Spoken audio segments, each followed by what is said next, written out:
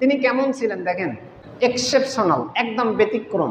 যখন তার বয়স 7 থেকে 8 বছর, সোহেল বুখারীর বর্ণনা, ওই সময় কাবা গৃহ পুনর্নির্মাণ হবে।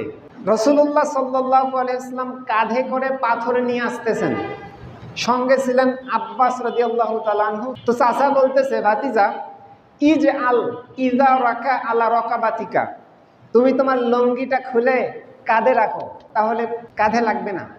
এই বলে আব্বাস রাদিয়াল্লাহু তাআলা আনহু নিজের চাচা লঙ্গি ধরে টান দিছেন। যখনই লঙ্গি ধরে টান দিছেন, খুলে গেছে, খররা ইলাল আরদ, তিনি জমিনে পড়ে গেছেন। ওয়াতামাহাত আইনাহু ইলাস সামা, তার চোখ দুইটা আসমানে উঠে গেছে, অজ্ঞান হয়ে পড়ে গেছেন।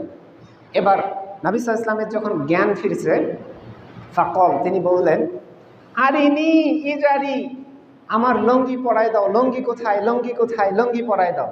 ফাশাদ্দাহু আলাইহি, তখন তাকে লঙ্গি পরায় দেওয়া হলো।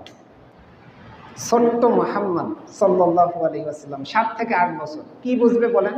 আমাদের একটা বাচ্চা 7 থেকে 8 বছর কি বুঝবে? কিন্তু সেই সময় তিনি কেমন ছিলেন?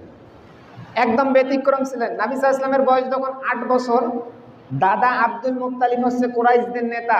আব্দুল মুত্তালিবের জন্য কাবা গৃহের পাশে একটা স্পেশাল চেয়ার ছিল, ওই চেয়ারে কেউ বসতে পারবে না, শুধুমাত্র নেতা বসবে।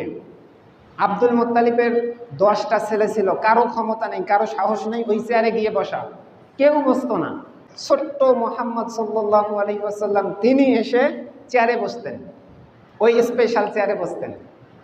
তো বাকি যে চাচাগুলো আছে সবাই তো এই নামো নামো নামো, বসা যাবে না, ওটা স্পেশাল চেয়ার, ওটা শুধু বাবার জন্য, নেতার জন্য, বসা যাবে না।